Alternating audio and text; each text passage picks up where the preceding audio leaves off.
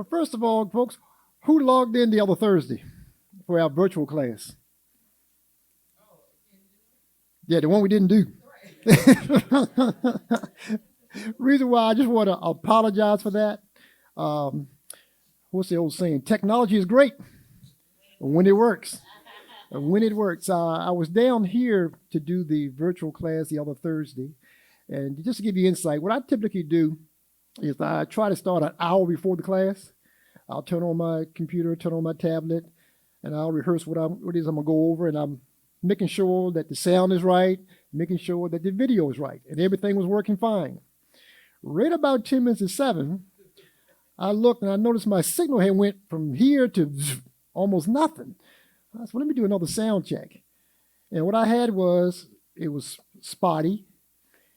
I would speak and you would hear what I had to say 30 seconds later. And the whole time the video was like this. I wasn't even moving. I said, they can't do this. I turned things off, rebooted, tried all the tricks that I knew of. Nothing would work. End up is evidence it was something on Verizon end because the choir came down to rehearse and they had to use the church computer and it worked so slow they didn't even turn that off. So that's why at the last moment I had to call Fawn up because I couldn't even really get back on after that. Just say we had to cancel that. So that gave you time to, shall we say, study even longer or do other things. But with that being said, today, as you know, we are closing out our summer quarter series of lessons. We're about to start our fall series starting next week. Wallace has books, and if any folks come in a little bit later, we'll be passing those out also. But once again, this is the 5th lesson of a series of 5 lessons for Unit 3 that has been dealing with the subject matter of faithful to heal. And just to review, you remember we talked about faithful to heal means basically you believe in that of healing. But as we talked about it, faith by itself does not heal you. Let me just say it again. Faith by itself does not heal you. Now somebody may say, wait a minute. I read the scripture where it says, whatsoever thing thou asking in prayer believing, thou shalt receive. Well, that is a true scripture. But you got to read the rest of them that go along with that. It also has to be in his will. Because by itself, it doesn't heal you. It's no different than that of baptism. Baptism in and of itself and by itself will not give you your salvation. It will not do it if it's just baptism by itself. Baptism basically is saying that you believe in Jesus' death, his burial, and his resurrection. Baptism in belief is that you recognize that you are a sinner and that nothing you could do could pay the sin price, but yet Christ paid it for you, even though he had no sin himself. And you have truly been sorry, remorseful, repentant of your sins. You have now asked Christ to come into your life. And you now know that he took those sins upon himself, went into the ground, and rose on the 3rd day with all power in his hand. If you believe those things and are baptized, you have your salvation.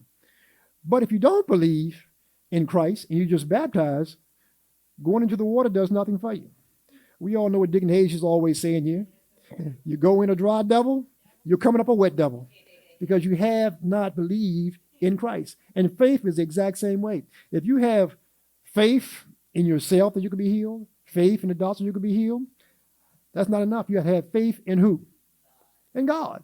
But keep in mind too, in that faith prayer, God answers that prayer. And what's the 3, we call the hierarchy, the 3 primary ways God answers prayer? Yes, no, and wait. So however you look at it, he always going to answer it. May not be in the exact way you want him to answer it, but he will answer it based upon your faith. And all of these lessons we have dealt with, you could say a faith lesson, I call it. Each and every lesson has dealt with a faith lesson.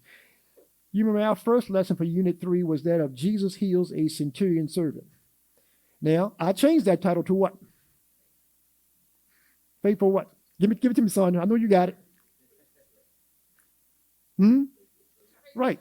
I turned to Jesus heals a faithful centurion servant because it's all about the faith lesson here that centurion had.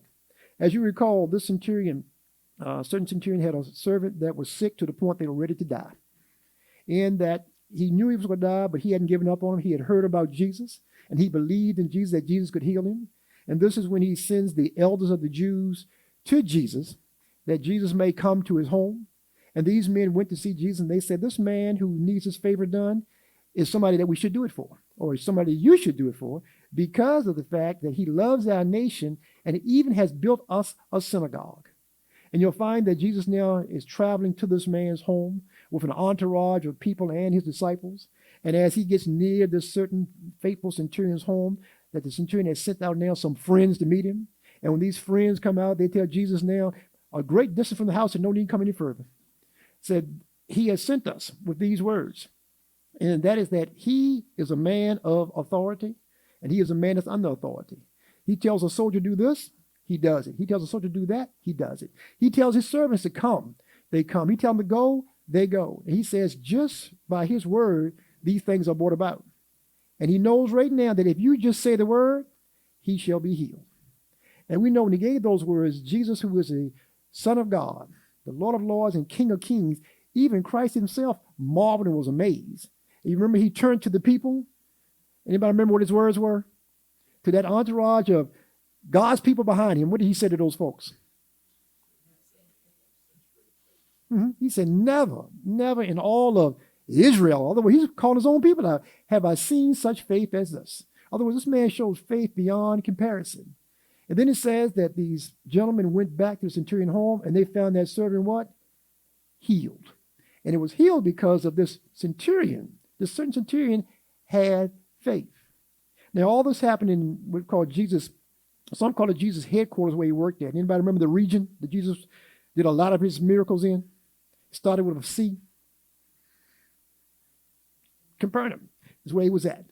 A lot of things took place there. But now he leaves Capernaum and he gets now into a boat to sail across the Sea of Galilee, which is not actually a sea. It is a what? It's actually a lake, but it's always called the Sea of Galilee, but really it's a lake. They get in this boat now to go across the sea to a place called Gergernes, which most people call it today Decapolis, which means 10 cities. But as they're going there, the lesson says Jesus heals 2 demonics. 2 men now that are possessed, you'll find, with demons. But as Jesus is in the boat now with his disciples going there, we'll find that in this travel, a great storm came up. Not just any storm, a great storm, because most of the individuals on the ship were used to harsh weather on the sea. But as the storm rages and the waves come over into the boat, you find Jesus is asleep. His disciples now come to him, says, save us, because we're going to perish. Otherwise, we all going to die. And Jesus then said to them, why are you so fearful? O ye of what? He said, O ye of little faith. The first thing we see here is that Jesus rebukes his own individuals. Because they should have faith, considering what just happened. Remember, he just healed the man. It wasn't even at his house. Just said, be healed, and he was healed. But he said, O ye of little faith. After rebuking them, then Jesus rebukes the wind and the sea and said, be calm. And guess what? He said there was a great calm. And when this happens, in the similar what it just happened with Jesus, even his own disciples marveled and said, what manner of man is this, that even the sea and the winds obey him? But as they arrived now on the other side of the Sea of Galilee, these 2 men, your Bible said, were possessed of devils. Well, we know they weren't possessed with devils, were they? What were they possessed with? Remember, it was demons. Because there's how many devils are there? There's only one devil, but there are many demons. The demons are the fallen angels. So you'll find that they were possessed with devils. Matthew Gospel tells us that they even were so strong and fierce that they would actually chain these people up and tie them up, and they would always break the chains, and everybody was afraid of them. But as Jesus now arrives, and they see Jesus, and they say these words to Jesus, O Jesus, thou Son of God, what hast thou to do with us, considering the time has not yet come? What they were dealing with there was they recognized Jesus, knew who Jesus was, but yet you'll find that they knew this was not the end time, but their days were numbered. But what Jesus does then is now cast out the demons into the swine, and they go over the cliff. You remember they all drown? And you would think this would be a joyous time, wouldn't you? Jesus now has cast out the demons out of these 2 possessed individuals, cast them into the swine, and they go over the cliff and they drown. Witnesses saw these things. They ran back and told everybody in the city about it. But the people in the city came back, and what was their words to Jesus? They lost money, but pretty much they told Jesus what? Yeah, basically they told him in our language, you got to go. We can only surmise that it was about money. Because you got to remember, they was in Gentile territory. They're dealing with the swines. A whole herd of pigs now have died. You cost a lot of money, so they cast them away. But here's the point of this lesson. What does it have to do with the faith aspect? Because you see, these two men, it doesn't talk about them having faith and faith of being healing. But every one of our lessons dealt with a faith lesson. Here's where the faith lesson came in at. It was not for the two individuals who were healed. It was for his disciples. Because you remember earlier, Jesus had just healed the centurion servant. Remember that? He had just healed him. And Jesus says about the centurion servant, they've never seen such faith as that. Then as he is on his boat, they're about to drown, he told them, "Oh, ye of little faith." So what does Jesus show them what they have to have faith in? That is, have faith in Christ. What does Christ do? Rebuke the wind. Show them that they can believe in him. And then he casts out these demons, so now they can actually believe in him and have faith by the things that he has done. Then that led us to our third lesson, which was lame man healed. But I changed that title to what? It was Jesus heals a lame man. Somebody asked the question, wait a minute. Jesus didn't heal the lame man. It was Peter and John who went to heal the lame man. But you'll find in actuality, it was Christ who healed the man. Because as you remember in that lesson, there was a certain lame man, and we know according to the writings of Luke, that this man was over 40 years old, and he was lame or paralyzed, could not walk from his mother's womb. And daily they brought him to the temple gate known as that of Beautiful. Actually, it was a gate, they said, was covered in bronze, and then when the sun was shining on it, was shining a golden color. Some called the Golden Gate, but yet it was a beautiful gate. And this is where the people would enter in to go into the courtyard. So there this man was laid there daily because of the fact I had this thing, the people knew the law, and one of the laws was that you took care of those that were in need. So therefore he had people bring him there and would lay him at the temple gate for the people that were coming in, which were the people of God, during the hour of prayer. So what better place to be than the people of God who know the law and take care of those that are in need, because in their day and time, he had to take care of himself. They didn't have any kind of jobs that he could actually work. So therefore, he had to rely on the generosity of others. And as he is there, he asks alms or asks charitable love gifts from the people that came in. And it says at the 9th hour, which was what time of the day? 3 o'clock in the evening, one of their hours of prayer, Peter and John now come through the gate. And the man sees them, and he says to them that he needed some help. But Peter and John say what to him? There's a song we kind of sing about that called Silver and Gold. It says, "Silver and gold have I none." Right then and there, most people say, "Well, you keep on walking then, because you know you can do for me." But they went on and said, "But that I have, I give unto thee." And that's when he said to this man, "Look at us." Because obviously he must have had his head down. He looked up. They said, "In the name of Jesus Christ of Nazareth, rise up." And they said they gave him his right hand, and he lifted up and started leaping and then praising God. Now you say, what does Jesus come in at? Well, Jesus comes in because they even gave testimony to Jesus, Peter and John. Because you remember the people marveled at this, and they came rushing to them, and their words was, "Why do you marvel like we've done something so great?" So it was Jesus Christ of Nazareth that has caused this man to walk. The same Jesus whom ye crucified. So you would say that, well, where's the faith lesson there? Because in that lesson, it doesn't talk about the lame man having faith. Well, the faith lessons there showing you that now Peter and John have enough faith to even use Jesus' name to heal someone. Before this, they had very little faith. But now he says this, "In the name of Jesus Christ, rise up and walk." So we see where faith plays a role there. And that brings to the lesson that we were supposed to have last Thursday, but due to technical difficulties, as the TV used to say years ago, we couldn't do that lesson. But you'll find that this lesson was Ananias heals Saul. But we know in reality who healed Saul. Jesus healed Saul. For those you might be using the Bible, we're coming out of the writings of Acts, the 9th chapter, starting at verse 10. That Acts 9, verse 10. Now, who want to give me a little backdrop leading into this? You don't have to go in great detail. We all here are scholars. I know you are. You don't have to be bashful. What leads up to the scene here where it says, "And there was a certain disciple at Damascus named Ananias, and to him said the Lord in a vision, Ananias, and he said, Behold, I am here, Lord." What leads up to this event? Because the writer has jumped from one subject matter to another. We're still dealing with faith here. But what leads us into this? Because I can't just jump into the lesson, because you were saying, wait a minute, where are you going with this? Digging bush?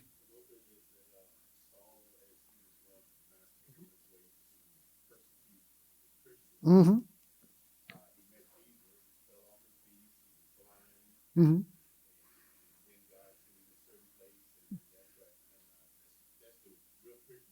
That's a quick brief one.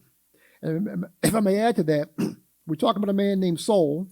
At this point, he's still called Saul. Saul was, you could say he was a Hebrew. As he said, I'm a Hebrew of Hebrews. He was born of the son of a Pharisee, in which he called himself a Pharisee of Pharisees. He was an educated man. He was a man that some supplements say he was fluent in various languages. He was above his peers in knowledge and understanding of what thus saith the word. He was a zealous worker for the Lord, a worker for God. Did his work, what he thought was right, what he thought was just.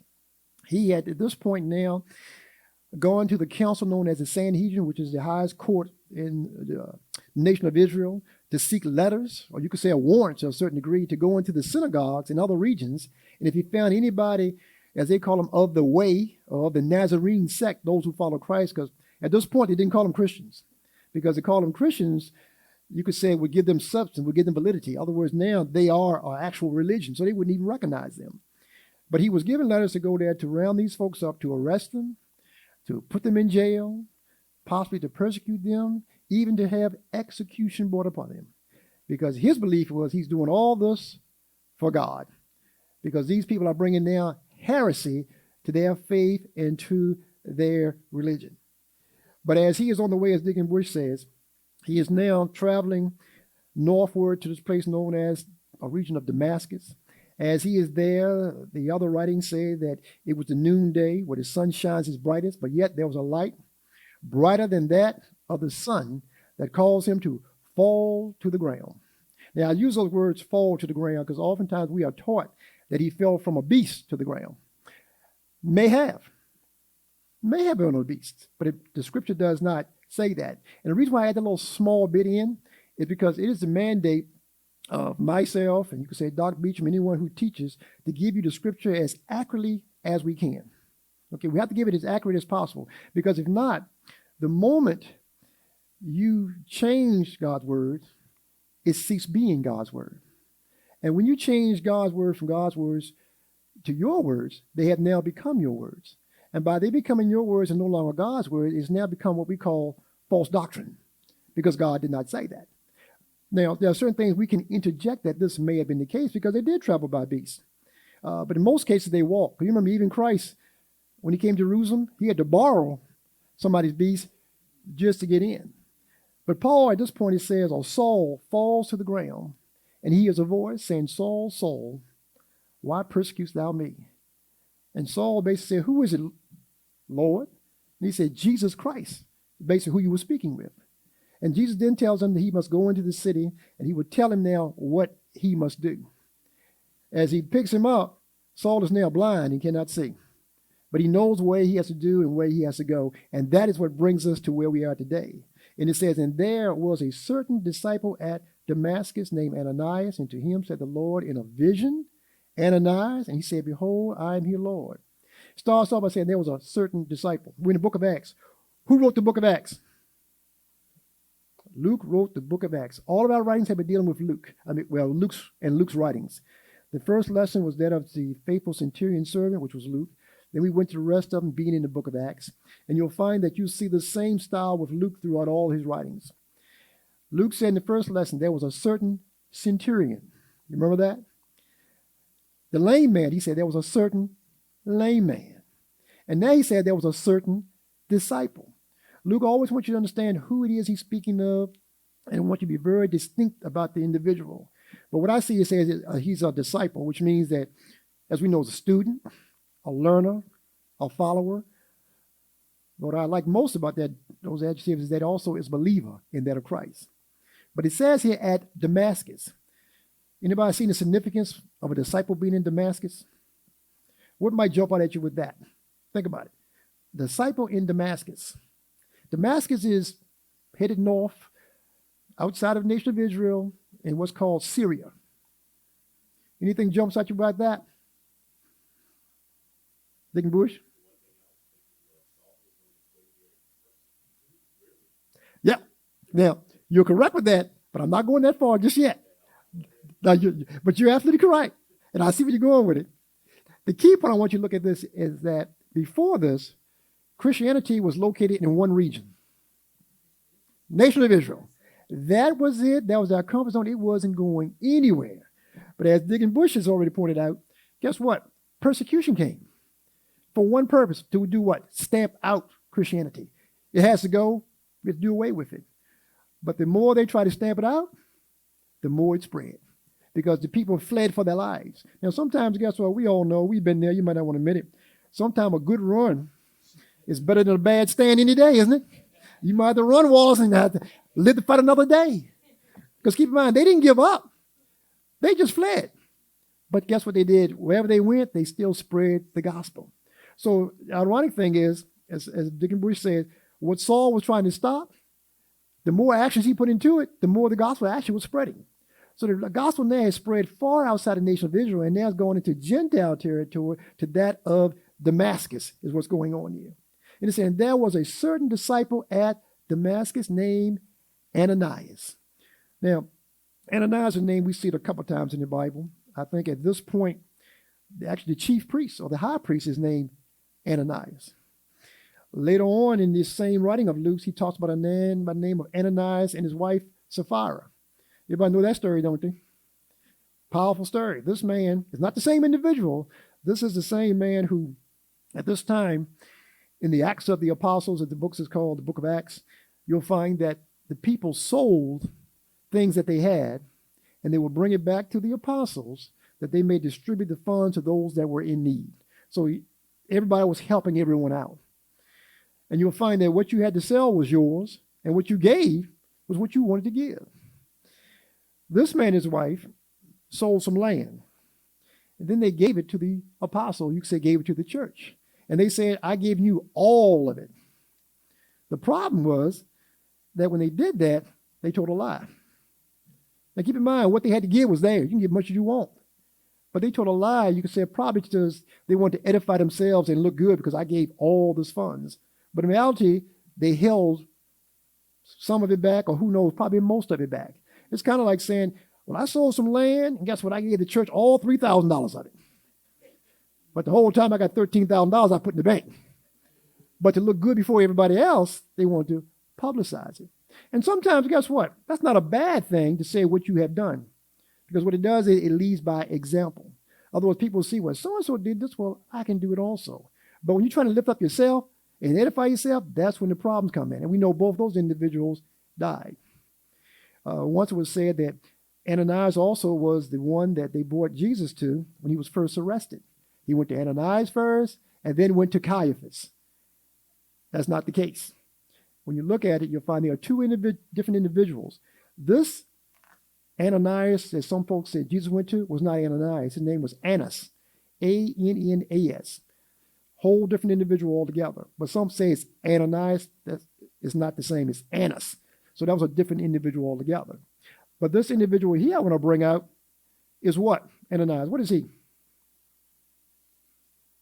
He's just a disciple. But I mean, he's like all of us. He don't have any fancy titles.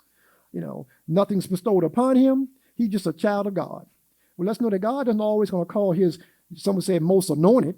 He may call the average person to do something. And here you find he calls just a certain disciple named Ananias. And to him the Lord said in a vision, Ananias. Now we all know that God will speak to us in various different ways. Scriptures, through others, spoken word. But also you'll find he'll use visions and that of dreams. Dreams is the unconscious state. You are asleep and you're dreaming something. Vision is more of that daydream type thing. When somebody talks to you, Butch, and you go, huh? You say, oh, my mind was somewhere else. That's called a vision to a certain extent. I have done this too many times, driven somewhere and got there and going, did I run through all those red lights? I don't remember stopping nowhere. I just came straight on through. But that's like being in a vision. Here you'll find God speaks to this man Ananias here in a vision. And it said, and he said, behold, I am here, Lord. So God now speaks to Ananias, and what's the first thing Ananias did? He answers. When God speaks to us, what's the first thing we're supposed to do? And why do we answer? Because he is God. Can you add anything else to it? We say, want something? We say, want you to do something. In other words, you answer God because you are in service to God. And when God calls, we are supposed to answer. Now, God might speak to you through others sometimes, but anytime you have the opportunity to answer God by doing something for him, shouldn't we do it? Do we do it? No, not always. I mean, let's say it's something simple. We've all been here before. I need somebody to do the welcome today for the church. What you going to hear? You're going to hear, oh, I can't do that. I need someone to read the scripture today. I can't do that. I need someone to help with the program. I can't do that. But the response is, aren't you in service to the Lord? And all of it's about doing the Lord's work? The flip side of that is this. You say, ooh, I can't catch my breath. Lord, help me. God said, well, I can't do that. You know, your finance running a little rough. You said, Lord, help me out. I'm going through a bind. And the Lord says, well, I can't do that. You know, just think about if he was to answer us the same way. But here you'll find, what does he does? He immediately answers. He's not like Jonah. Remember God talked to Jonah. What did Jonah say to God? You're right. He didn't say anything. God told Jonah to go to Nineveh. Nineveh went 1,500 miles in the wrong direction. Didn't say nothing. Just left. Didn't bother to ask God a question. Now keep in mind, there's nothing wrong with asking God a question. The problem comes in is when you question God. So if you don't know something, you can ask God the question, but don't question him as if he's wrong about what it is he's doing. Here you'll find Ananias gets into, you could say, a conversation with God because he's just having prayer. It said, and he said, behold, I am here, Lord. Verse 11 says, and the Lord said unto him, arise and go into the street. So he answered God's call. And what does God immediately do? He responds back and he gives him something to do. You know, Digging Bush sitting there, Digging Monroe Jackson sat back there one day and he said, I have never seen anywhere in the Bible where God called any lazy people. Whenever God calls somebody, he has something for them typically to do. But the point I'm getting here is that God's response back to him was not a request, was not, can you do this? Or do you want to think about doing this? He says, arise and go. So what God does is gives him an instant command. Because who? He said so. You know, I think of this. I was telling them about this the other day. A lady came to work, looked like somebody's grandma, you know, and she had a shirt on, and it said, because I said so. I said, it's a nice shirt. She said, yeah, let me tell you. That's why I used to tell my kids all the time coming up. They would say to me, Mama, why I got to do this? And I would say, because I said so. Mama, I don't want to go here, but if you're going, why? Because I said so. And sometimes that's all it comes down to being, just because he said so. I told you before how Reverend Morris was in Bible study one night in the sanctuary, and a question was asked to Pastor Temple. And Pastor Temple, you know, he was always pretty sharp when he answered questions or giving a response. This one was a tough one. I can't remember what the question was, but it was a tough one. And he was like, I think Reverend Morris saw it quick. President Reverend Morris said, because God said so, and that's the way it is.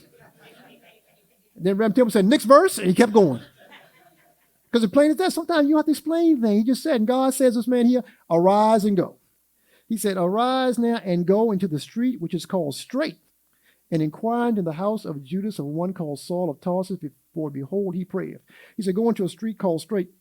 In Damascus, there are side streets with little windy streets, but their main street was about a street about, give or take, 75, 100 feet wide, and it was from one end of the town all the way to the other, just straight. And I guess the buildings were on either side. Some put in there, you know, he's on the straight and narrow and all these things. No, it's just a street. You know, I'm not going to try to add anything to it. It's just, that's what the street was. It was a wide street that was straight. You know, and all cities have a main street. I don't think there's not a city in the United States that doesn't have a broad street, does it? Everywhere you go, there's a broad street. And normally it's your main street. So basically, he's just giving directions in where it is that he has to go. It says, inquire in the house of Judas of one called Saul. Now, as he is going here, keep in mind that this man that he's going to see knows he's coming. God has already talked to both individuals. Well, let's know that God doesn't call us to do something that he would not give us the means and ability to carry it out. So God already has worked this thing out. But he said, go into the house of Judas. Now, this is not Judas the betrayer. It's just another individual, for one called Saul of Tarsus. Now, we know him later as being that of Paul, but for his identification, because it's a popular name, Saul of Tarsus. Now, he was born in Bethlehem, but he was primarily raised in Tarsus, which was Roman territory. Because you remember, Saul also had what? Dual citizenship. He was a Roman citizen. So that was where he was from. And by giving that distinction, then they know who they're speaking of. Because we talk about this all the time, and it never changes. In the Bible, there are no Saul Johnson, no Saul Smith, Saul Andersons. They know you by your parents' name, your father's name, or a location. And here we have Saul of Tarsus. It said, for behold, he prayeth. And reading this expository book, I didn't agree with the writer. And he says earlier, and he is correct, that earlier Saul was, it says, putting out threatenings and words of bad things happening to people and so on, which he was, because he was one who was persecuting the Christians because he thought they were creating heresy. He said, but now you see he has been humbled and now he's in prayer. I'm like, I don't agree with that. Because the way he, in the book, he explains it like Saul's a bad guy. Now, some might see him as a bad guy, but keep in mind, Saul always prayed to God. Saul always was a God-fearing man. So when he says he's praised here, and he put it like this is the first time he ever prayed, no, he's always prayed to God. Because remember later, Paul even said the things that I did them ignorantly, not knowing I was wrong. But when Christ came, he had his conversion. He looked at everything totally different. So here he is just praying to God. And it says in verse 12, and he had seen in a vision a man named Ananias coming in and putting his hand on him that he might receive his sight. So Paul or Saul already knows this man Ananias is coming. He's in prayer now, waiting for the time in which he shall come. Because what is Paul's physical condition right now? He's blind. Anybody ever close their eyes for a long period of time? Or let's say you couldn't see for some various reason, you can't wait to open your eyes back up.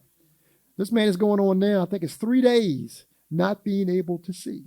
So he's in prayer. You could say longing to have his sight back, and he knows that this individual is coming, but he doesn't know when. Because Christ told him, go there, and he shall come to thee. Verse 13 said, then Ananias answered, Lord, I have heard by many of this man. Because remember, Saul of Tarsus, was he a nobody? He was somebody. Keep in mind, he was a young man, but it talked about him being above his peers, that he had authority more than they did. Everybody looked up to Saul in their community as far as being also that of the Pharisees. So you find that he was a very important man. For many, he was a very dangerous man. And as Deacon Bush spoke on earlier, for this man Ananias, he's a dangerous man. Because he's coming to Damascus for people like him that are disciples, believers, and followers in that of Christ. And this was it. Then Ananias answered, Lord, who knows? He might have answered the way black folks answered, since we deal with people of color. When God told him go see Saul of Tarsus, he might say, Lord, I don't know about this one. You're sending me to see a crazy man here. He said, then he answered, Lord, I have heard by many of this man. In other words, I know this man's reputation. Reverend Jackson said sometimes your reputation might beat you there. But this is one of those cases where reputation has beat him there. He said, know this man, I heard of him by many. It says that how much evil he have done to thy saints at Jerusalem. And we know who the saints are, right? Who's the saints? Yeah, believers. The saints of Jerusalem are anyone who's believing that of Christ. You are known then as saints. I don't think, somebody can go by me and check, I don't think there's anywhere in the Bible where they call anybody a saint. It always referred to in the plural form of saints. So here they say this man has persecuted many of your people in Jerusalem. Many people. He said, then Ananias answered, Lord, I have heard by many of this man how much evil he have done to thy saints at Jerusalem. And here he have authority from the chief priests to bind all that call on thy name. So in other words, he knows of Paul. He even knows of his mission, of why he was coming there in the first place. That he's come there to lock them up and bind them away. But guess who he's dealing with? He's dealing with the Lord here. So this doesn't matter. He says, but the Lord said unto him, go thy way. He says, for he is a chosen vessel unto me to bear my name before the Gentiles and kings and the children of Israel. So basically, he was saying that Paul or Saul was used here to reach everyone. The children of Israel, to Gentiles, to kings. He's going to be used as a vessel. God says, I'm going to use him now. So the first thing Ananias has to understand there is that things have changed now. The man who once was our enemy has now become probably our greatest of all the apostles themselves, because who said so? Because God said so. And to almost close this lesson out, it says then, for I will show him how great things he must suffer for my name's sake. So he's going in knowing he has to go through some things. You know, we talked many times before how Paul talked about how he was shipwrecked, how he was beaten, how he was whipped, and he was locked away, he was put in jail, and so on and so on and so on. All these things he had to endure. At 17, it says, and Ananias went his way and entered into the house, and putting his hands on him, said, Brother, Saul, the Lord, even Jesus, that appeared to thee on the way as thou comest, has sent me that thou might receive thy sight, and be filled with the Holy Ghost. What we see here is that Saul goes to see him now, and what does he say to him? Brother. And he does something. What does he do? It's a sign of affection there. He placed his hand upon him. You know, he went to him and said, Brother, and he touches him. And says that, receive thy sight, this the Lord has sent him here for. Now, I'm going to stop that lesson right there. What's the faith lesson here? The faith lesson here is that a man who, you could say, was standing on shaky ground, faith was restored when God told him go. It shows up the strength that Ananias had as far as his faith goes. Because remember, you're going to see Saul. To this point, Saul has a lot of people killed. Saul testified to that. I have a lot of them executed. I have a lot of them beaten. A lot of them jailed, men, women, and children. And this man said, you want me to go see this man? But when God tells him go, by faith, what does he do? He just goes. And then that which brings us to the lesson we have today, which will be a 5-minute lesson. And we'll close out our summer quarter. And for anybody who doesn't have a book, just raise your hand and Wallace will make sure you have a Sunday school book starting our new fall series next week. But our lesson continues with the writings of Acts. Acts 28:1. I'm just going to summarize this lesson real quick. It deals with miracles on Malta, which is an island in the Mediterranean Sea just below Italy. What you have going on here is that many miracles here were performed by Paul himself. It says, and when they were escaped, then they knew that the island was called Melita, which we call Malta today. When it said then when you escaped, what has happened now is, folks, Saul now has become Paul. A lot of things have taken place since we closed out this previous lesson. Paul now has been incarcerated for over 2.5 years under really house arrest. He had to stand before the kings and preach the word, which he did. This is the lesson that leads with before this. You remember Paul stood before this man called Agrippa. And Agrippa said, what did they brought you in here for? And Paul preached to him Moses all the way up to Jesus Christ. And you read that, some powerful statements. And when he finished, King Agrippa said these words. Said, you know something, Paul, you almost persuaded me to be a Christian. And that when Paul said, I wish you not only persuaded, but I wish you was also convinced, as of everyone else. So they basically wanted to keep him in jail. That's when Paul says, I'm making an appeal. I'm paraphrasing here. I'm going before Caesar.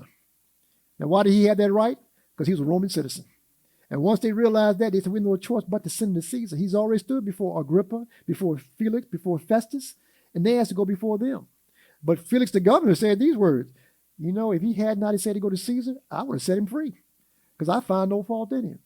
So they put him on a ship with 76 other prisoners, and they are now sailing the Mediterranean Sea to go to Malta, or they call it Melita at this particular time. But a storm comes up, and they crash. But they escaped direct. Now, they didn't escape to run away. They basically escaped the perils of drowning at sea. So now they're on this island of the people of Melita. And it says, just to read through it, and when they were escaped, then they knew that the island was called Melita. And the barbarous people showed us no little kindness, for they kindled a fire and received us every one because of the present rain and because of the cold. In verse 2 it says, and the barbarous people showed us no little kindness. That's King James English there. You think it was mean to them. No, they meant they gave them great kindness. But when he said barbarous people, what's our first thought? You land on an island with some barbarous people. Dangerous, violent, just evil folks. But once again, it's a study of words. During their time, Barbarians come from the word Baba. Remember Babylon? It means basically speaking in a foreign tongue. So anybody who spoke in a foreign tongue, they called them barbarians because they did not understand what they were saying. So basically they're saying, we just landed on this island with these people who didn't even speak our language. And they showed us great kindness. They even made us a fire and received us everyone because of the rain and because of the cold. So you have all these people who are shipwrecked. And these people who speak a foreign language took them in and showed them great kindness. Now, as this goes on, it says, and when Paul had gathered a bundle of sticks and laid them on the fire, there came a viper out of the heat and fastened on his hand. And when the barbarians saw the venomous beast hang on his hand, they said among themselves, no doubt, this man is a murderer, whom though he has escaped the sea, yet vengeance suffered not to live. We know the customs of the pagans on that time. Bad things happen to you. Why? Because you did something wrong. They said, look, this man was shipwrecking a boat. He probably should have died, but he didn't. So you think he's getting away? No. Look what the gods have done now. Now a snake has bit him and it's hanging off his hand. So we obvious this man is a criminal, which they knew they all were basically being transported there for some sort of crime. But they looked at him as being this murderer, this bad guy, that he should die and the gods are trying to kill him. It says, and he shook off the beast into the fire and felt no harm. Howbeit, they looked when he should have swollen or fallen down and dead suddenly. But after they had looked a great while and saw no harm come to him, they changed their mind and said that he was a god. So you see how fickle the pagans can be? One thing, he's a murderer. Guess what? Now he's a god.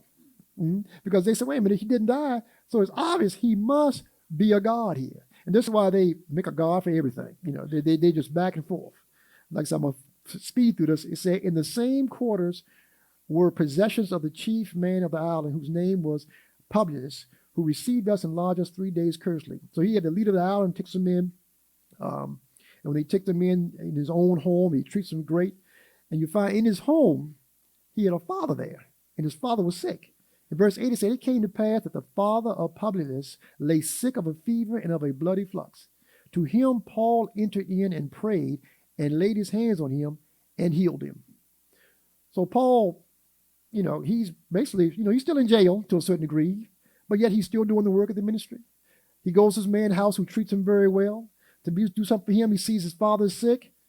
He lays hands on and heals him. So when this was done, others also which had disease in the island came and were healed, who also honored us with many honors. And when we departed, they laid in us with such things as were necessary. One of the things we don't have, if you keep on reading, it said, then Paul began to pray. And they realized upon his praying that he's not a god. Because if he's a god, why is he praying? So Paul showed them there that he was praying to the God. And it's by that faith that your father was healed, and even they themselves, you could say, survived the shipwreck and so on from there. So all that leads with our faith lessons, that you must have faith. Remember in the very beginning we said in this quarter, faith by itself does not heal you. Faith by itself does not save you. You have to have faith in, I shouldn't say something, but you know where I'm going with this, in something. And that something is that of Christ. Now that was our summer quarter series of lessons. Then we're moving into our fall series of lessons. And our fall series of lessons all fall under the theme. Well, not all fall under the theme, but the theme we're dealing with is learning to honor God. Our first Unit 1 only has 3 lessons in Unit 1. Just 3 lessons in Unit 1, but they all deal with learning to honor God. And Unit 1 begins with beginning with obedience. Is what we're starting with. And once again, sorry I had to fly through that lesson, but yet we finished out our quarter. I'm looking forward to another wonderful quarter. Thank you all for being here today. And as always, I apologize once again for last Thursday. Having a problem with the internet service here that we couldn't do the actual virtual lesson, but nevertheless, we were able to get through the lesson today.